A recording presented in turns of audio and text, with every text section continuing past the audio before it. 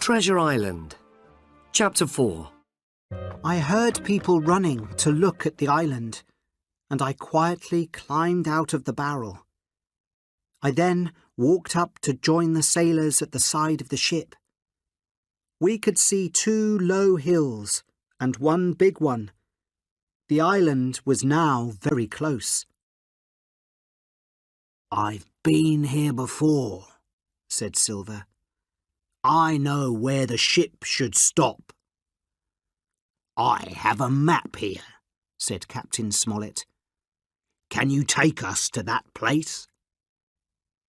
I saw that Silver was excited to take the map, but it was not the one with the treasure marked on it. "Yes, I can see it. You must go here," he said, pointing to a place on the map. Then he turned to me and said, "You'll love this island. You can swim and climb trees and walk up the hills." I smiled at Silver, but inside I was very frightened of him now. I could not trust anything that he said. I soon found Dr. Livesey and quietly said to him, "I must speak to you, Captain Smollett and Mr. Trelawney. I have some terrible news." Dr. Livesey's expression did not change. He asked me to find his glasses downstairs and walked off to talk to Mr. Trelawney and Smollett. I waited downstairs, and soon the 3 men joined me. "What do you want to tell us?" asked Mr. Trelawney. I told them everything that I had heard in the barrel. When I finished talking, they thanked me. "Captain," said Mr. Trelawney, "you were right, and I was wrong. What shall we do?" "I'm surprised too," said Captain Smollett. "They have worked hard and been a better crew than I expected. Now we must continue. We can't go back, or they might attack us immediately. I don't think that they will attack us until we find the treasure. Long John Silver did not find all of this crew, so some of the men are good men. We must wait, watch, and attack them when they don't expect it." "Jim can help us," said Dr. Livesey. "The men all trust him. He can listen and find out who we can trust." I did not like this thought. I counted the men that Silver did not find for the crew. There were 7 from a crew of 19, and I was one of them. The next morning, the Hispaniola stopped close to the island.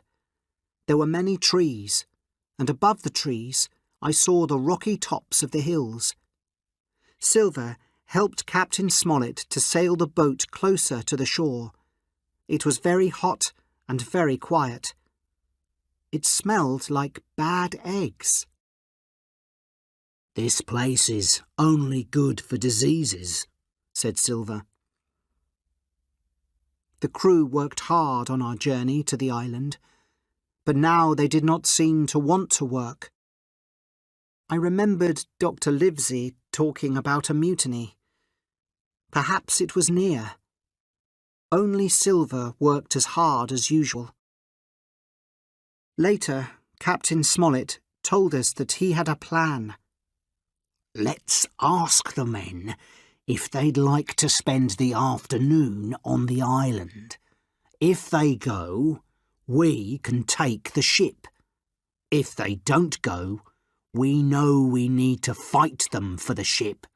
Mr. Trelawney agreed. We decided to tell all the men we could trust about our plan and gave them all guns. Captain Smollett then told the crew that they could all have the afternoon on the island to relax if they wanted to. "When you hear a gun at the end of the day, it'll be time to come back," he said. All the crew suddenly looked happy, and they all agreed to go. Perhaps they thought that they could find the treasure immediately. Captain Smollett asked Silver to organise the men. 6 men would stay on the Hispaniola, and 13 would take the small boats to the shore. I realised that there were 6 of Silver's men on the ship. The men in our group would not be able to take the ship, so I decided I would go with Silver on to the island. I got on one of the boats quietly, but Silver saw me. Had I made a big mistake? The boat I was in was fast, and we were nearly on the beach first when I held onto the branch of a tree and jumped out of the boat. I heard someone calling me, but I did not listen and began to run as fast as I could. When I stopped, I felt happy. Silver did not know where I was. This part of the island was open, with just a few trees. I could see the hills in front of me. As I walked, I saw pretty flowers, snakes, and small birds.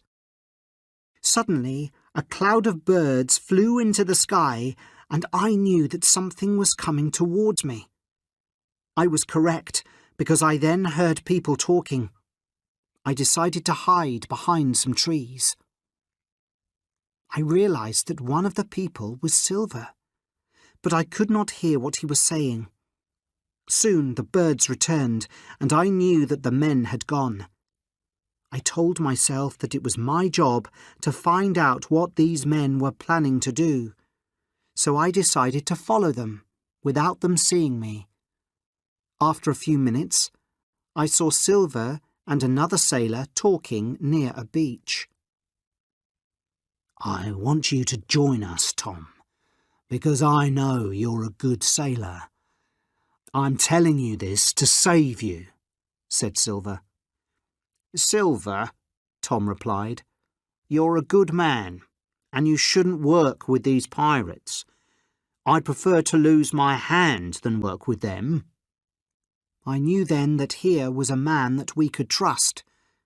Then came news of another.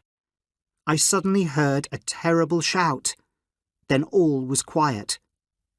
"What was that?" asked Tom. Silver smiled and said, "That?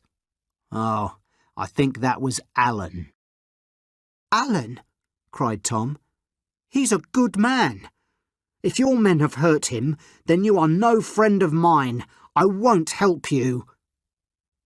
Tom began to walk away from Silver along the beach.